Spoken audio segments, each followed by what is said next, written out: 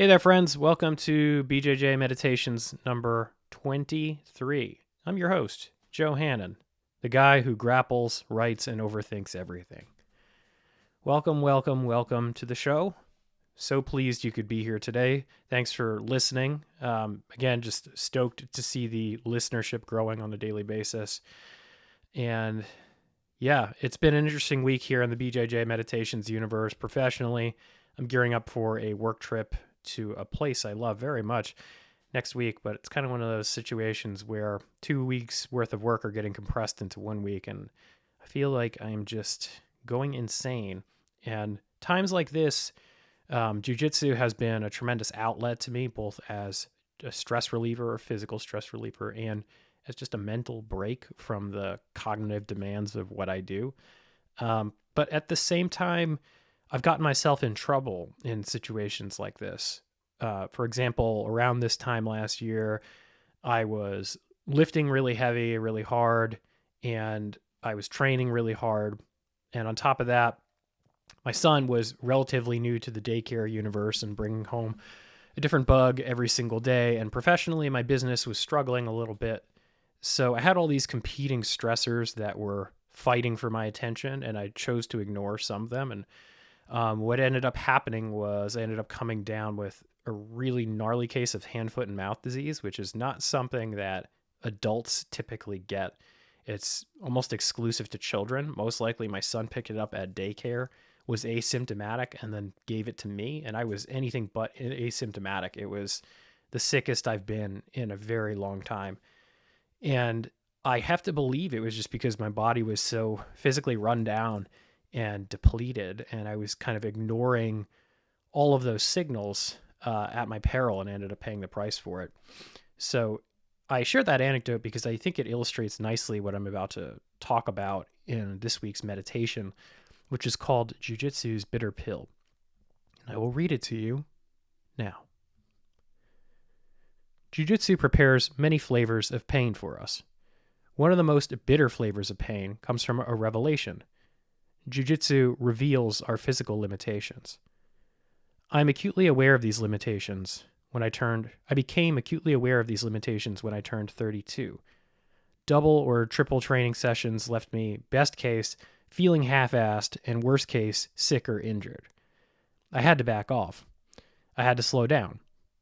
Granted, this is not the case for everyone, but I was running up against the limitations of my genetics and my ability to recover. Of course, I ignored the warning signs and continued to redline the engine until COVID-19 forced a reset. Then fatherhood forced a hard reset. I couldn't simultaneously be healthy and be the father that I wanted to be, if I continued to be the grappler that I wanted to be. Fortunately, I found a way to make it all work. What I did not account for is the continued decline. I did not account for the fact that on a long enough timeline, individual human life trends from 1 to 0. At 36, recovery is still a bit tougher. It takes more time, effort, and money to undo mat damage. These small simulations of death inch us closer and closer to the real deal. This is not a video game. We don't respawn with 100% health. It's a bitter pill to swallow. I see some who refuse to do it, and their bodies are held together with mostly tape and neoprene braces. This is not a future that I aspire to, nor do I aspire to a jiu-jitsu-less future. How do we stay in the game? How do we stay in the game? Yeah, that case of hand, foot, and mouth really reinforced the point that you are not what you were.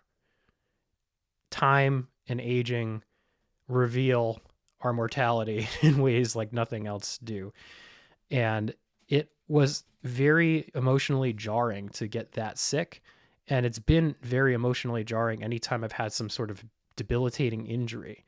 Like I had a pretty bad MCL tear right before Cormac was born. And in a lot of ways, the timing was good because I didn't train for about a month just because my wife had a C-section and it was very hard for her to physically get around. So like I really had to take care of her and take care of Cormac for a while, at least, in sort of like able-bodied ways.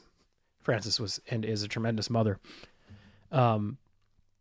but that forced me to take some time away from the mats, and that let my knee heal up. But I've had just other injuries that 5 years ago, 10 years ago would have been a non-issue. Like I recall vividly when I was in high school, it was like the week of a meet, and we were running the course earlier in the week as a practice. And I had such a bad ankle sprain that the guy on my team behind me almost threw up. Like he saw the side of my ankle pretty much touch the ground, and the entire side of my ankle was sliced open from where it hit the ground. And we were a mile in at that point, and I limped back to where my coach was. And, I thought, that's it, I'm toast. Like, I'm not going to run this week, but I think I was fine by the next day.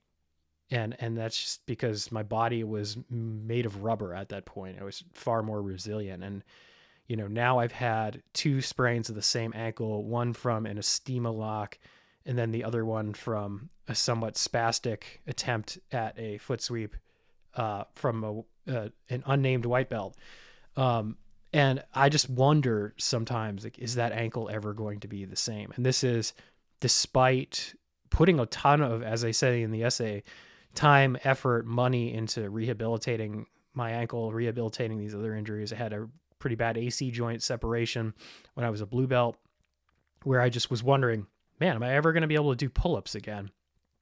And it wasn't right for the longest time. And then eventually one day it was. So hopefully the ankle goes the same route. But yeah, I'm not saying that everybody has this same process. We all age differently, and we all recover differently. But I've always been one who is slow to recover and fast to overtrain, especially as a runner. As a high school track runner, I had a coach who later was arrested for other criminal behavior, who kind of just like beat me into the ground physically.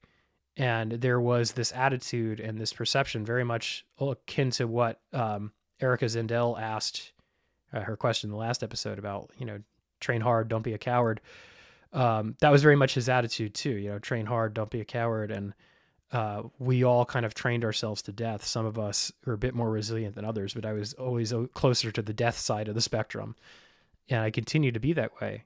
And we're just very susceptible to this outward social pressure to push for more and more and more. And to be fair, like, there is a time to push for depth, to push for more. Like, that's how champions are made. Like, when I gear up for Masters Worlds, I'm going to be digging that deep. But am I digging that deep right now? No, like I can't be at that training level for a sustained period of time without running up against my limitations.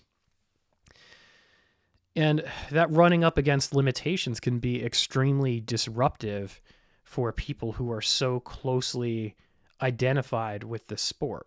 And I put myself in that category. Like, for the longest time, I saw myself as a runner. I ran all through high school, and it was a big part of my identity. And then I went to college, and, I was not a skilled enough runner to run on a collegiate level, at least not at the school I was at. And that kind of went by the wayside. And it's like, okay, who am I now? And I think a lot of younger adults, especially people in their mid to lower 20s, they come to jiu-jitsu, and I'm sure you've all seen that meme where it's like, it's an anime meme, and it's like somebody reaching out for a butterfly and is like, what is this, an identity?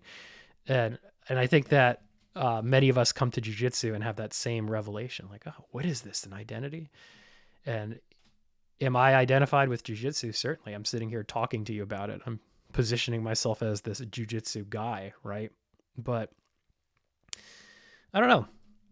The pandemic in particular, not only did it force that reset, but the 4 months or so that I wasn't able to train, it made me realize that, like, I could survive not having this in my life. Would my life be as optimal? Certainly not. But I want to be able to engage with this art on my own terms, and I want to be able to do it in a sustainable way. And that requires being cognizant of my age. That image that I write about briefly toward the end of people in the school who are just held together with tape and neoprene braces, there are people like that in every school. And for whatever reason, they tend to be older men. I don't know what that's about.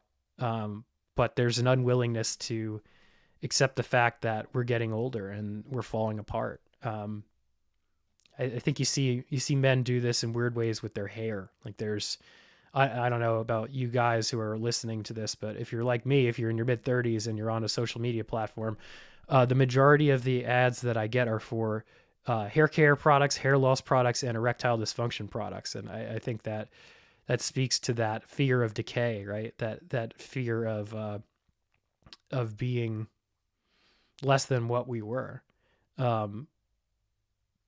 We have to make peace with these things, or we spend inordinate sums of money to deny the fact that we're getting older.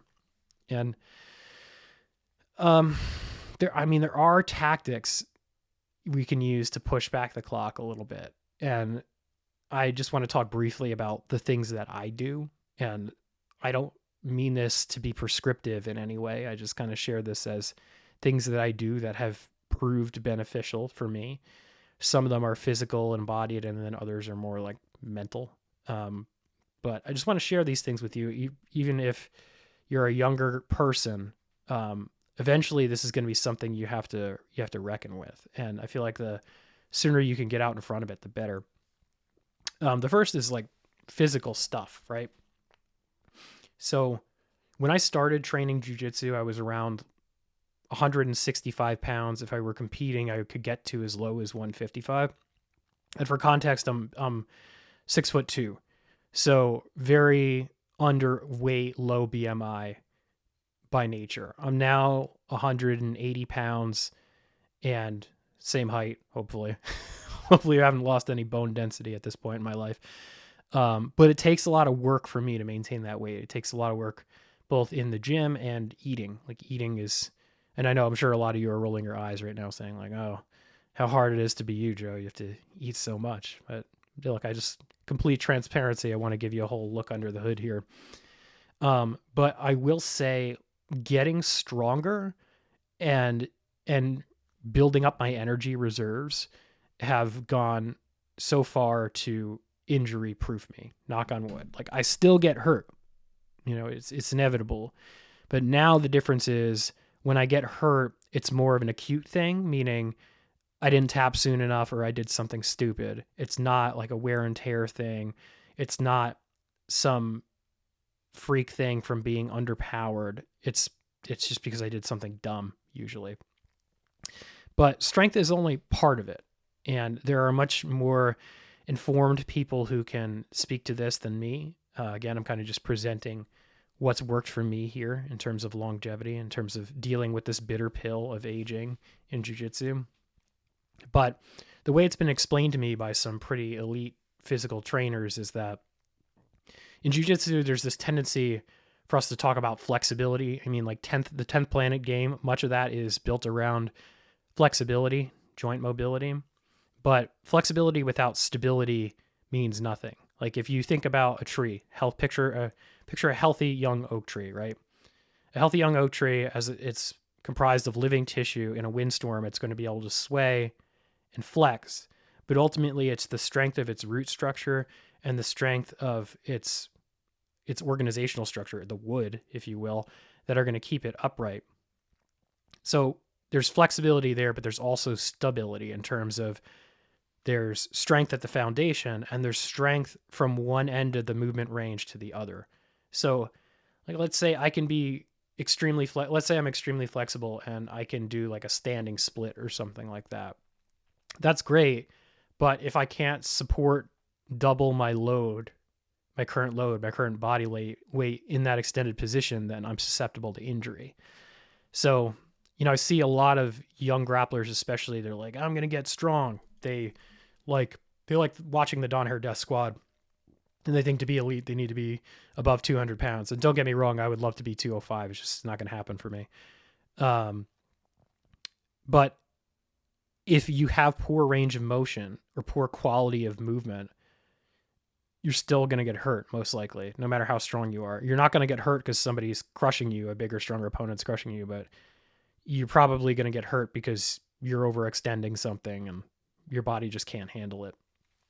So I like to think about it as strength and quality of movement. Also, just structure. When I'm coaching jiu-jitsu, I'm constantly talking about things through a frame of structural soundness, and jiu-jitsu forces us into a lot of structurally unsound positions. Like I'll rotate for a second here. You see, like my posture is pretty decent. I have some forward head movement here just by virtue of the fact that like I sit at a desk all day. But a lot of times in jiu-jitsu, we're playing in this highly kyphotic position, right? And if you think about the organization of our spine, it has this nice S-curve structure, and that makes us appear totally upright. It's actually not perfectly a straight line. If your spine's perfectly straight, you actually probably have some musculoskeletal pain, but it's that structure, that curvature that gives it strength. Once we start to deviate out of that curvature too much and make it a permanent part of our physiology, that's when problems start to occur. Your structure's not as strong. So let's say you get stacked. You're playing like a supine guard, or as I like to say, a recumbent guard, because supine, you're lying flat on your back. If you're lying flat on your back, you're probably not playing guard, you're taking a nap. So you're playing a recumbent guard position, you get stacked, you get somebody's extra body weight onto your spine, and you hurt your back because you're just not structurally sound. So posture is a big component of it. Correcting the postural damage that we receive on the mats. I do that through some yoga work and through chiropractic care. Chiropractic is a mixed bag. Like I'm a big proponent of chiropractic, but the kind of chiropractic care you get is going to depend on the kind of chiropractor you're seeing. And they can run the gamut from being very strictly clinical and scientific based to more spiritual and perhaps a bit esoteric. I've had good results with both, but you need to know what you're signing up for. But yeah, chiropractic's been great. Yoga's been great. Strength training has been great. Those three things, physical, are just inseparable from the stuff that keeps me in the game, that continues my ability to train at 36 and hopefully beyond. But also need to talk about mental training a bit here too, just because so much of this revolves around like radical acceptance of where your body is, where your mind is. And when I go back to that example of getting hand, foot, and mouth disease, I think a lot of that stemmed from the physical stress that I was under. The mental stress that I was under. It occurred at a very stressful time in my life. Like the stress hormone cortisol, it hits your system and your body doesn't differentiate between this is a physical stress or this is a mental stress. It just goes into an inflammatory state, and you can be more susceptible to illness in that state. Illnesses that you might not be susceptible to otherwise. Like I was just on a call, just to backpedal a little bit. So just so you guys know, like a bit of what I do to pay the bills is I'm a health journalist, health and science journalist. I write a lot for a physician audience. I spend a lot of time reading clinical research.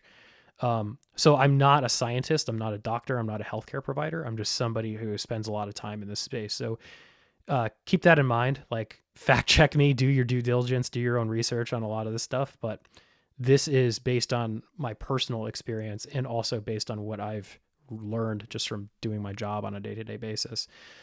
But yeah, I was just on a project call about shingles with a major company.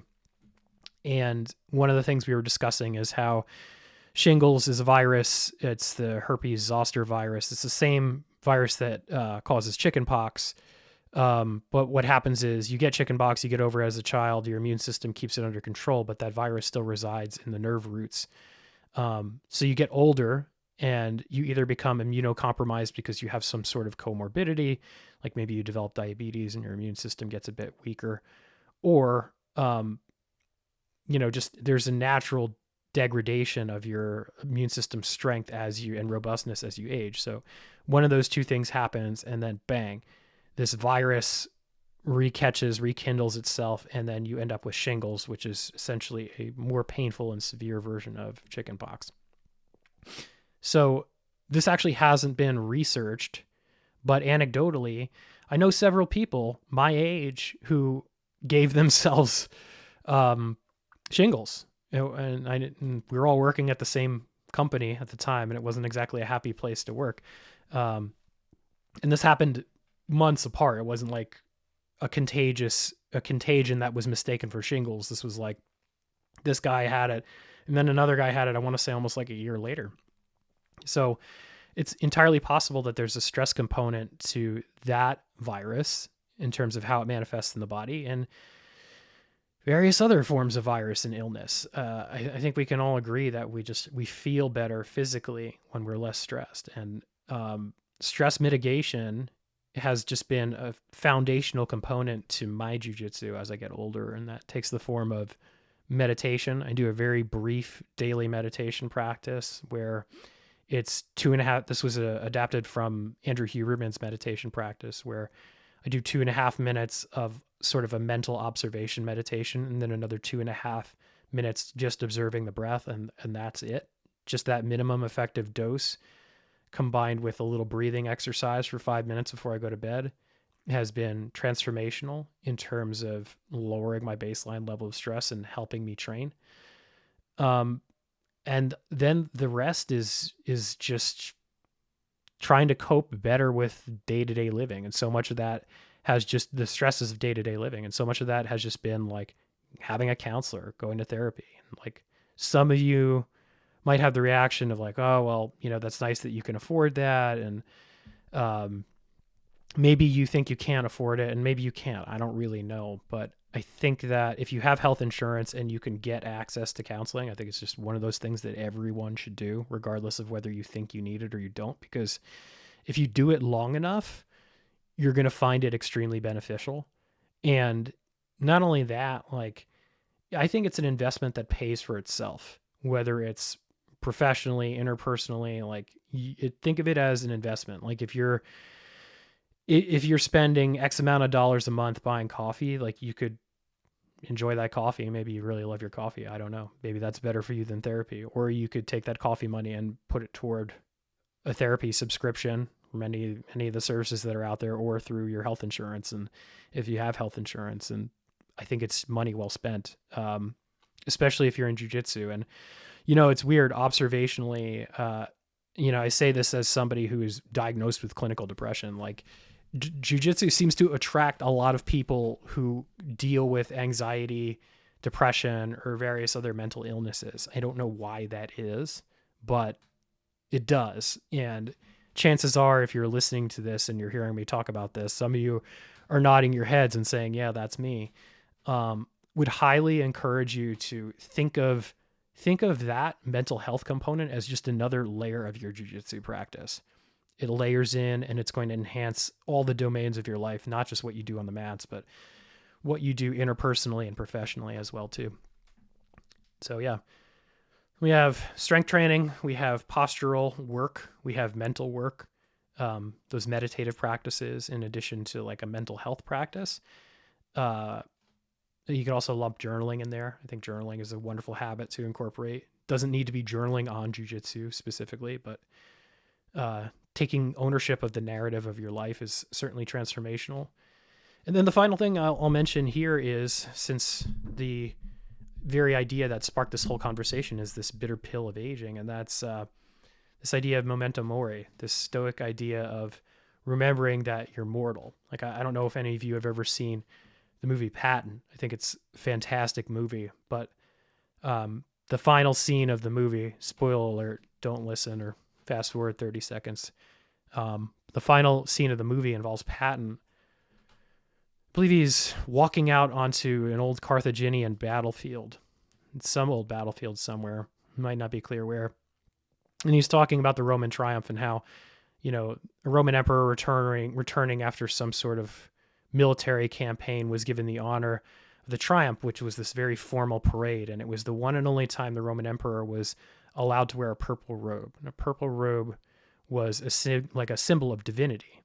And this was the one and only time this emperor could don this robe. And when he did it, the Romans actually had a slave riding in the chariot next to him. And he would say, remember, thou art mortal, thou art mortal, thou art mortal.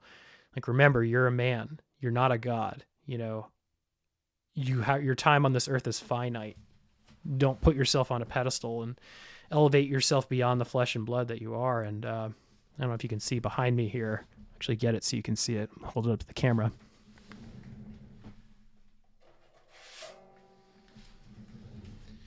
This is a postcard that I obtained years ago when I was in Rome. It's from this very tiny chapel called the Crypt of the Capuchins. It's about the size of like a medium-ish sized restaurant bathroom, if you could picture that. And there's a tiny passageway that goes right down the center, and all around you, close enough to touch, are these dust-caked skeletons of these dead Capuchin monks. And the whole intent of the display is to remind you about the fleeting nature of time, and that, ultimately this is where we're all going. This is how we all end up. And, because it's a Catholic chapel, I'm sure that there are some Christian ideals attached to that in terms of how we might want to conduct ourselves on earth, knowing that potential immortality awaits us in the hereafter. But I keep this postcard tucked into that banjo mandolin behind me, and I look at it daily just as a reminder that my time here is finite. And that's my time here as a person, my time here as a grappler, my time here as a father, as a husband. And I'm here to make the most out of all of these things. I'm here to be as good as I can be, both from a moral standpoint and a qualitative standpoint.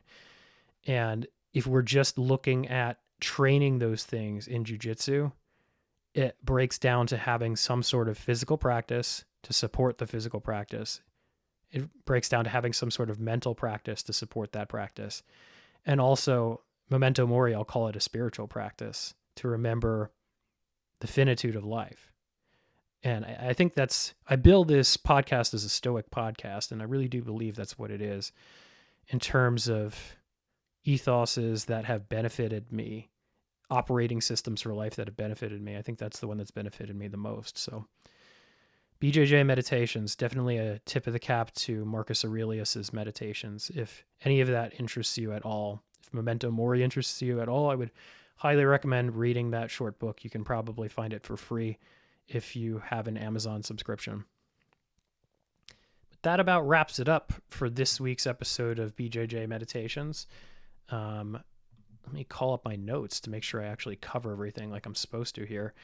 Yeah, so if you want to read these essays for yourself, you can do so on Mirror. The link is in my show notes. You can also buy NFTs of each of these little essays on Mirror as well.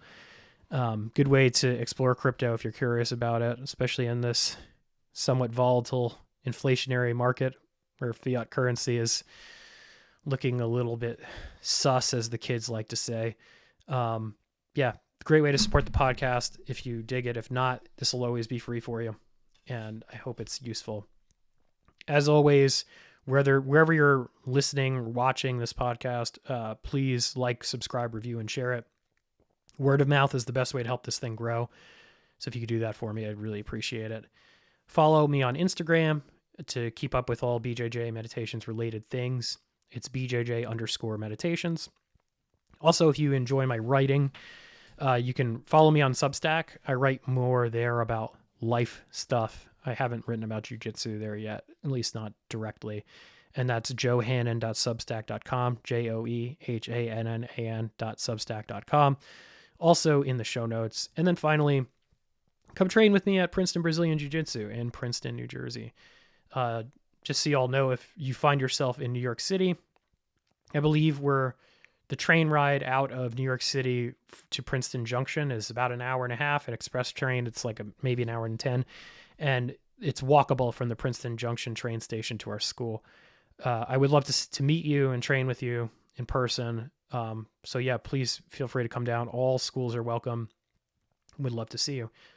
Thank you very much for listening this week. I'm probably going to be taking a break next week since I'll be traveling and I don't think I'll have time to record anything. But we will be back the week after, and go train. Have a great time. Take care.